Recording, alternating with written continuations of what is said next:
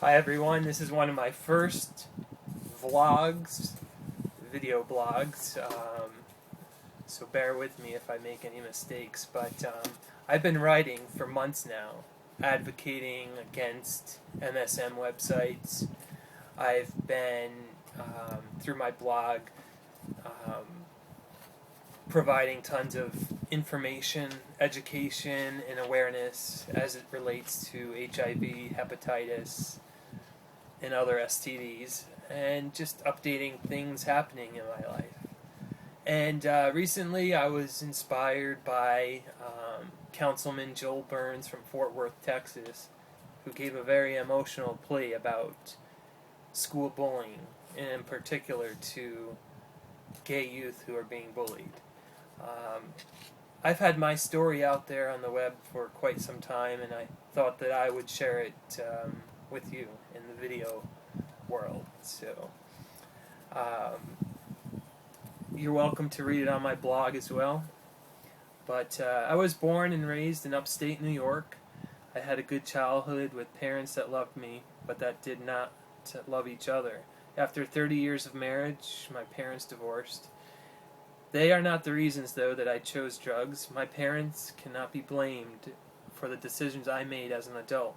I was a good kid who, from an early age, had dreams of seeing the world after hearing all of my grandfather's World War II stories and where he had been in the world. I did get to see the world, and by the age of 25, I had been to Australia 3 times, New Zealand, and all over Europe, as well as Mexico, Jamaica, the Bahamas, and all over the United States. I went to college and graduated with a bachelor's degree in health management. My travels, though, around the world is the reason I wound up in the travel industry, where I've been working the past 10 years. So where did I go wrong? What happened? What caused me to decide one day to do drugs? Why did it take me 7 years to finally put the drugs to rest? Can I blame it on the fact that I didn't like my job, that I didn't like my living situation, or that my car payment was too high? Can I blame it on my parents' divorce, my grandfather's death, my parents' illnesses, or because of the breakup of my first partner? Did I do drugs because I was bullied so much throughout school? Maybe it's because I never had enough money. Did I do drugs out of the envy of others who had all the money and could enjoy Broadway plays and nice dinners out? Did I do drugs because I felt sorry for myself? Maybe I did them because I so wanted to find love again, but haven't been able to. No, none of these are the reasons that I did drugs, but things I have blamed my use on over the years. I was lured into the drug and sex culture by a gay male social networking website called manhunt.net that played on my vulnerabilities as a young adult. At a time when I was exploring my sexuality, I didn't know where to turn until I saw an ad from Manhunt in Boston offering a free unlimited membership. I was never the most popular. I was shy, ugly, and awkward, in my opinion. I was bullied a lot in school. I had no friends. I think the reasons above lie at the core of my addiction. And Manhunt.net played on these vulnerabilities and became the catalyst to 7 years of my life being lost. Before the age of 25, I never touched a drug other than alcohol. Crystal meth, cocaine, GHB, ecstasy. These were words I never knew of until I joined Manhunt.net. It all sounded fun to me, and for 7 years until I was 32, these drugs rolled in and out of my life, as did many people, and all for the wrong reasons. I never was a daily user. I would always set boundaries and limitations around my use, and I never did IV drugs. I wasn't that bad, or was I? Fortunately, I never lost anything of value, never lost a job, was never harmed by a stranger I met online, nor did I ever overdose. I guess I am lucky to still be here and to tell my story, but I can tell you one thing that the drugs use that the drug use did do. It damaged my body for the rest of my life. Because of my recreational and occasional drug use mixed with unsafe sex practices, today I am HIV positive and living with hepatitis C.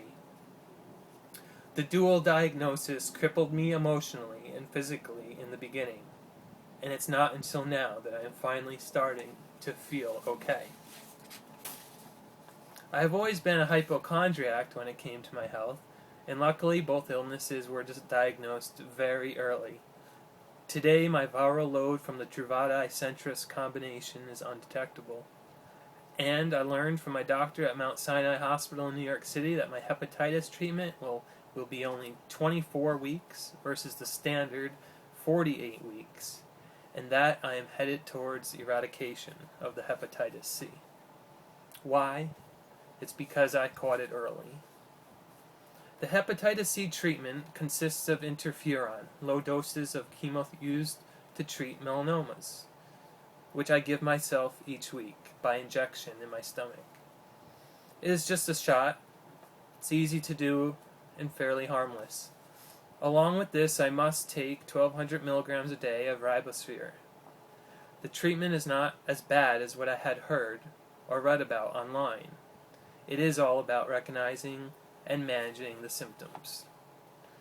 Today, I have renewed focus to finally put an end to this madness and promote myself to greater causes. Those causes are to help prevent another young male from being lured into sites such as manhunt.net and roped into a life non-representative of gay culture, and to be an advocate in my community in the fight against HIV/AIDS, hepatitis, and other STDs. I am in the midst of developing my own health, education, and awareness campaign. I have also committed to furthering my education with a master's degree in public health at SUNY Albany, and will begin coursework towards this degree in January 2011. My gratitude today goes to the Crystal Meth Anonymous rooms I found in New York City. I never knew such an organization existed to help those who suffer with an addiction to crystal meth. I am also very grateful to the Pride Institute in Minnesota, where I stayed inpatient for 32 days. They helped me understand my addiction and allowed me to come to terms with my dual diagnosis in a safe and caring environment. My gratitude is also with my family and their loved ones who too have had it rough over the past months with my coming out and dual diagnosis. I am most grateful that I am here today to tell my story, and I hope that whoever is reading this in the world today is around another day. The world is better with you in it. You can beat your addictions and manage your illnesses and go on living a very healthy and fulfilling life. There are numerous resources to help you do so don't give up. I didn't. Keep battling, and one day you will come out on top. I'll leave you with this quote from Thomas Edison. Many of life's failures are people who did not realize how close they were to success when they gave up. And another quote from Joel Burns, spearheading the campaign against gay bullying and a supporter, as well as I, of the Trevor Project. Joel Burns says, "It gets better." And from my experiences living with HIV and dealing with the diagnoses, it does. Hang in there. Take care. Be well.